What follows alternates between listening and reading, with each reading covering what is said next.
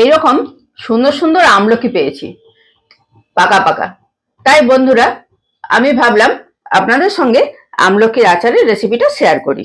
তার জন্য আমলকিগুলো সব সুন্দর করে গ্রেটারের সাহায্যে গ্রেট করে নিয়েছি, আর বিটাগুলো ফেলে দিয়েছি। তারপর আমলকিগুলো সব এর মধ্যে দিয়ে দিলাম জল সমেত। কোনো তেল দিলাম না, কিচ্ছু দিলাম না, যেমন গ্রেট করেছিলাম তেমনই দিয়ে দিলাম। এই সময়তে দিয়ে দিলাম খানিকটা নুন, যাতে ওর থেকেই জল বেরিয়ে ওটা সিদ্ধ হয়ে যায় ভালোভাবে। দিয়ে দিলাম ঢাকা। এবার মিনিট 5 ওটা সিদ্ধ হতে দেব।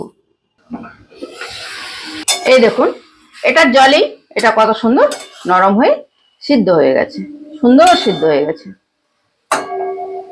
আলাদা করে জল দিয়ে সিদ্ধ করে জলটা যদি ফেলে দেন তাহলে এর গুণাগুণটা নষ্ট হয়ে যাবে। আমলকির যে অনেক উপকারিতা, তাই আমলকি সিদ্ধ করে জলটা ফেলবেন না, এইভাবে একটু সিদ্ধ করে নিয়ে তারপর দেবেন তেল দিয়ে। এই তেলে আবার ফুটাতে থাকবো এটা, যতক্ষণ না তেল আমলকিটা বেশ ভালোভাবে মিশে যাবে ততক্ষণ এটা ফুটাতে থাকবো আস্তে আস্তে। খুব বেশি আঁচে দেবেন না, তাহলে নষ্ট হয়ে যাবে, জিনিসটা পুড়ে যেতে পারে। কম আঁচে ধীরে ধীরে এটা করতে হবে। আমি এটা করছি টক ঝাল আচার, আপনারা চাইলে টক ঝাল মিষ্টি আচারও করতে পারেন। এর মধ্যে এই সময়তে তাহলে গুড় বা চিনি দিয়ে দিতে পারেন। আমি কোনোটাই দিচ্ছি না, মিষ্টি দিলে আবার গুণাগুণটা নষ্ট হয়ে যাবে। আমলকি হজম করতে সাহায্য করে, পায়খানা পরিষ্কার করতে সাহায্য করে, আর অনেক অনেক গুণ। এই দেখুন, তেল থেকে এটা সুন্দর ছেড়ে আসছে এবং আমলকিটাও সিদ্ধ হয়ে গেছে। এরপর এর মধ্যে দেবো কিছু মশলা। প্রথমেই দিলাম বিট নুন।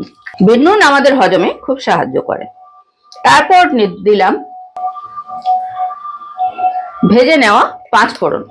এরপর দিলাম ভেজে গুঁড়িয়ে নেওয়া জিরে গুঁড়ো। তারপর দিলাম ভেজে গুঁড়িয়ে নেওয়া শুকনো লঙ্কা। আপনারা যে যেমন ঝাল খাবেন সে তেমন লঙ্কা দেবেন। এরপর জাস্ট একবার নাড়িয়ে নেব। ভালোভাবে নাড়িয়ে নিয়ে আমি গ্যাসটা নিভিয়ে এটা ঠান্ডা হতে দেব। ঠান্ডা হয়ে গেলে এটা একটা বয়মে ভরে আপনারা খেতে পারেন। আর যে অনেকদিন রোদ দিতে হবে তারপর খাওয়া যাবে এমন কিছু ব্যাপার নেই, এখন থেকে আপনারা খেতে পারেন।